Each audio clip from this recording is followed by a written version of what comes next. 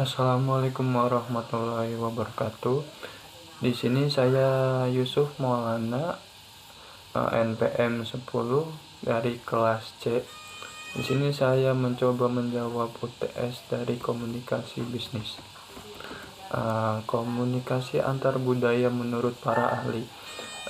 Menurut Rich tahun 1974 menyimpulkan bahwa komunikasi antar budaya terjadi karena ketika orang-orang yang berbeda kebudayaan dipertemukan, sehingga dapat ditarik kesimpulan bahwa komunikasi antar budaya ini merupakan komunikasi yang terjadi ketika kedua orang atau lebih sedang proses berkomunikasi. Untuk mencapai pemahaman walaupun pengertian yang terjadi di antara halayak yang berbeda kebudayaan. Oleh karena itu, kegiatan inilah yang membawa keselarasan dalam berkomunikasi.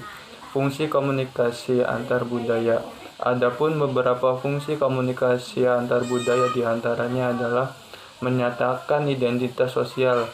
Dengan adanya komunikasi antar budaya, individu tersebut dapat menunjukkan identitas sosialnya sendiri, menyatakan integrasi sosial.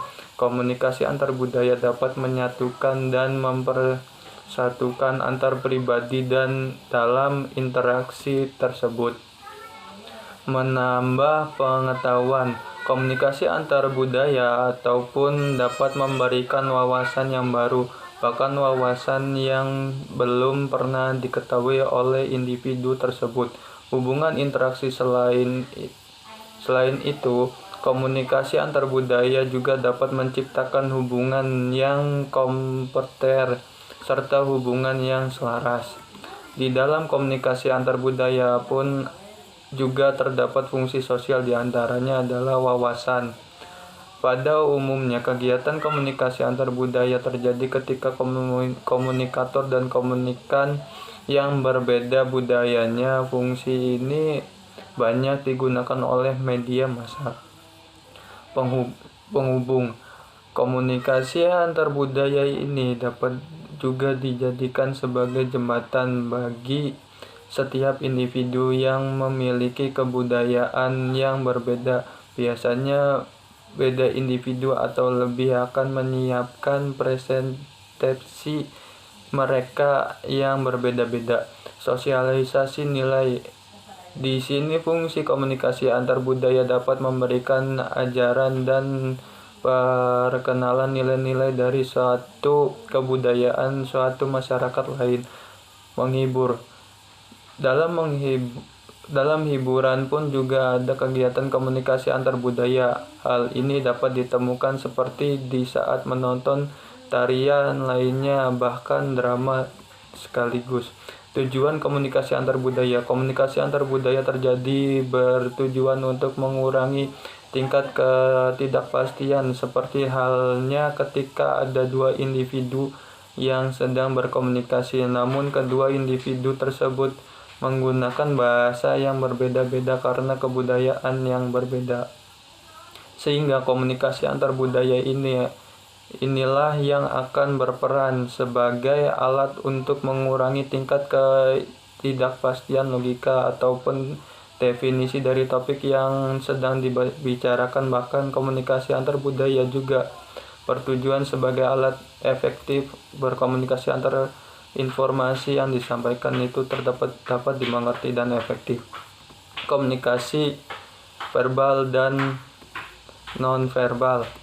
Pengertian verbal: pesan yang disampaikan mengirim kepada penerima pesan tersebut dikemas dengan kata-kata verbal atau tanpa kata-kata non-verbal. Komunikasi verbal adalah komunikasi dalam bentuk lisan ataupun tulisan, sedangkan komunikasi non-verbal adalah komunikasi yang umumnya menggunakan bahasa tubuh seperti gerakan tangan, aurat wajah, gelengan kepala, tandakan, dan sebagainya. Fungsi komunikasi verbal. Yang pertama, penanaman. untuk memudahkan mengidentifikasi sebuah benda, objek, tindakan, ataupun orang. Yang kedua, jalur interaksi dan transmisi informasi.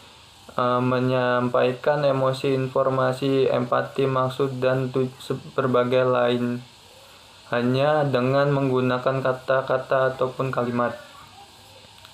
Fungsi komunikasi verbal menonjolkan artikulasi dan intonasi. Perbedaan artikulasi dapat menghasilkan arti yang berbeda. Alat sosialisasi yang efektif di diskusi, menyapa, sekadar mengobrol, dan hal lainnya. Sebagai saran pengembangan bahasa, kata gaul, ataupun istilah di internet, ada 2 contoh yang bisa dijadikan referensi. Komunikasi nonverbal. Komunikasi nonverbal adalah komunikasi yang tidak menggunakan bahasa secara langsung. Hal ini seperti lambaian tangan untuk menyatakan selamat tinggal adalah contoh yang paling sederhana. Dalam dunia modern, komunikasi nonverbal biasanya digunakan sebagai penguat komunikasi verbal. Anda pasti pernah melakukan hal ini, misalnya saat berbicara, badan Anda juga bergerak untuk memperjelas apa yang Anda sampaikan dengan kata-kata. Fungsi komunikasi nonverbal. Pelengkap komunikasi verbal. Sebagai pelengkap, fungsi komunikasi nonverbal adalah memperjelas komunikasi menggunakan kata-kata. Seseorang kadang dapat mengerti informasi lebih jika mendapatkannya dari kombinasi komunikasi verbal dan nonverbal. Contohnya saja yaitu menyuruh seseorang untuk diam dan mengatakan jangan berisik sambil menyentuh jari telunjuk yang ditegakkan ke bibir.